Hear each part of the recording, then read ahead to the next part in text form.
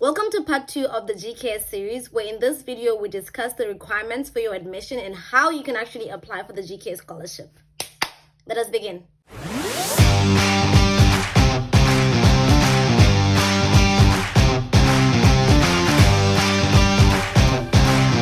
Recently, I did a Q&A on my Instagram about the GKS scholarship, and going forward, I'm going to be doing more GKS Q&A. So if you're not following me on my Instagram, please go ahead and follow me now. So as you guys know, the GKS scholarship is available for both undergrad and graduate. And though some of the requirements might be a little bit different, most of them are actually similar. For undergrad, you need to be less than 25 years old, and for graduate scholarship, you need to be less than 40 years old. Anyone from any country can apply for the scholarship, but there are specific majors or specific paths that you cannot apply for.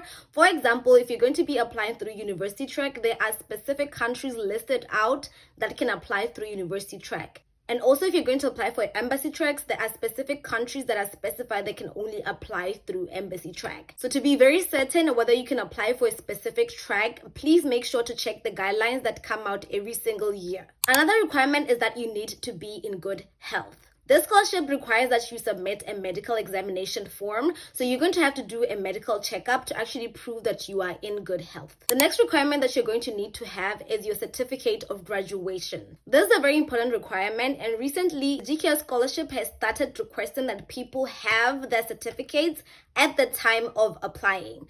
Before, people could submit their provisional certificate to actually apply for the scholarship, but as the years go on, the scholarship has started requiring that you should have graduated by the time you actually apply for the scholarship. And then the final thing that you're going to need to actually apply for the scholarship is a CGPA. This is a cumulative grade point average, or your GPA. And I wrote down the specific minimum GPAs you're going to need in order to apply for the scholarship. Now, if you're using the 4.0 grade point system, you're going to need 2.64 as your CGPA.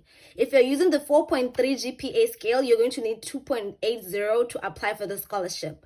If you're using the 4.5 GPA scale, you're going to need 2.9 to apply for the scholarship. And if you are like my country and you use the 5.0 GPA scale, you're going to need a minimum of 3.23 GPA to apply for the scholarship. Now, the way to prove your scholarship is that you have to submit your transcript. So yeah, if you found out that you actually qualified to apply for this scholarship, there are two ways that you can apply for this scholarship. The first one is the embassy track, and the second one is the university track. So embassy track, you have to submit your application documents to the Korean embassy in your country or in a neighboring country. And the university track, you have to submit your documents via post office to the specific university that you are applying for. So if you're someone who is interested in the scholarship, the first thing you should do is see if you meet all the requirements. If you're applying for graduate, are you under 40 years old? Do you have your transcript? Do you have your certificate? Do you have the minimum GPA that meets your scale? Are you in good health? Will you be able to get a medical checkup to actually prove that you're in good health? If you find that you qualify, the next step is to look through the guidelines that have been released that specific year. Make sure you don't use the guidelines for former years, because there's always a change in the guidelines. So you're going to open your guidelines and you're going to open the tracks that you can apply for. Like I said, embassy or university. There's going to be a table that specifies the country that can apply for each specific track of application. So you're going to look at the embassy track table and look for your country. If it's not there, you're going to go to the university track table and look for your country. If it's there, then you have to use the university track to apply. So some countries have both tracks available to them, but you can only choose one that you can use to apply. You cannot apply using both tracks at the same time, because there is a rule against duplicate submissions. You cannot submit two applications at once. So if you're asking yourself, which track should I use? So it comes down to two things. The first one, as I've already mentioned, is your country in the table for the specific track. For example, Botswana is only available through embassy track. There is no university track for graduate scholarship, so I cannot apply directly to the university that I want to go to. I have to submit all of my documents to the Korean embassy in South Africa. Then you have countries like USA that both have embassy track and university track. How do you choose?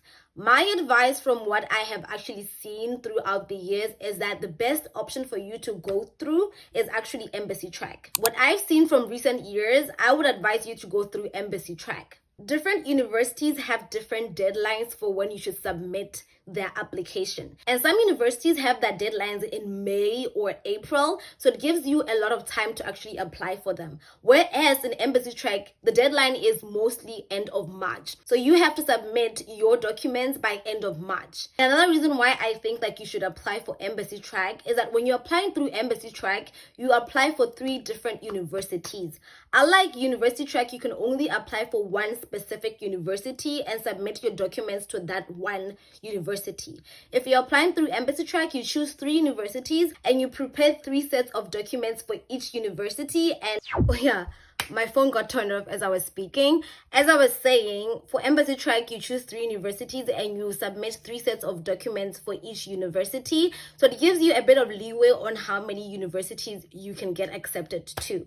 And another deciding factor that I had actually forgotten about and I just remembered is the fact that Embassy Track has 3 rounds, whereas University has 2 rounds. So University, the first selection is by the university, and once you get accepted by university, it sends the documents to NIIED, and the final choice is made by NIIED. For the Embassy Track, the first selection is by the embassy. Once you get through the embassy, they send your documents to NIIED.